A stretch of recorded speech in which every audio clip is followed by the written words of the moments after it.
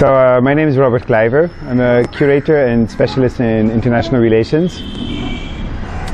I've been working with Middle Eastern artists especially since 2005, when I brought Lida Abdul as the Afghan representative to the Venice Biennale. My involvement with Indian art came through meeting a couple of Indian artists, among which Riyas Komu, in 2008, and this led to a group show of Indian artists in the Contemporary Art Museum of The Hague in the Netherlands in 2009, called India Contemporary. I also organized Independent Indian Movie Festival. I was also in the Netherlands, and I think it was in 2010 already that Riyas and Bose started talking with me about the Kochi-Muziris Biennale. And since I'd been very much involved the past years, especially in artists from the Middle East, they asked me first to kind of introduce some of the artists from the Middle East that I'd been working with to them. And eventually it became a mix of Middle Eastern artists and Dutch artists. Interestingly, here in India, it's almost the first time I'm really working with Dutch artists. Up to now I've mostly focused on artists from anywhere in the world. So right now what we're doing for the Kochi-Muziris Biennale is we're developing new works. 2 Saudi artists, 1 Afghan, and 2 Dutch artists, and 1 with such a mixed background, Ibrahim Qureshi, that he's like half Uzbek, half Yemeni, born in Kenya with a US passport. And all the works actually focus on a theme which is very actual, which is the relation between text, myth and image.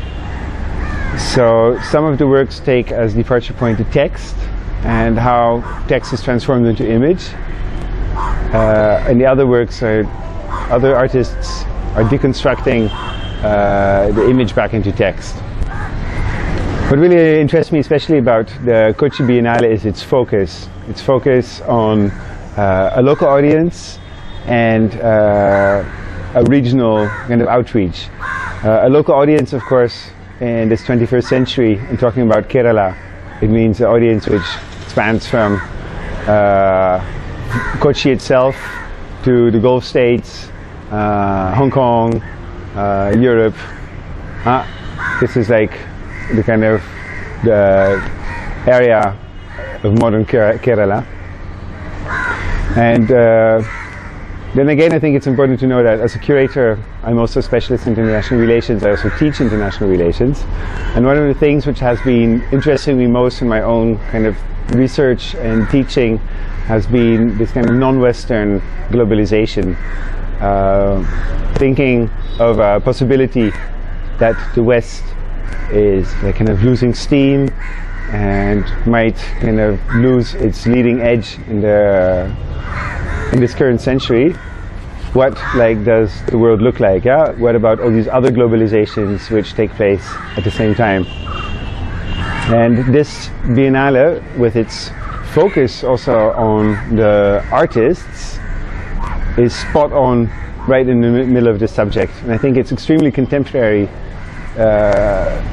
I also think that the way that the Kochi team has been approaching this whole Biennale with an extreme focus on artists is very promising for future Biennales. No, I mean, I think this will be we'll have to see, but I think this one will be one of the artistically most engaging Biennales that I will have seen.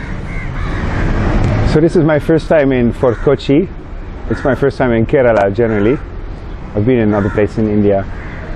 What strikes me here is, and this is also, I mean, of course I'm getting to know this place through the Biennale and the Biennale team. One of the things that really strikes me is the kind of drive among the city's youth to make this Biennale happen. In that sense, maybe it's a blessing in disguise that this Biennale is not like set up with the maximum funding that one could hope for. because it is really engaging the local community, and I feel that very strongly here in Fort Kochi. I hope actually that this will continue and be stronger, and that this Biennale will be supported in the next ones really by kind of a local artistic community, especially among the youth.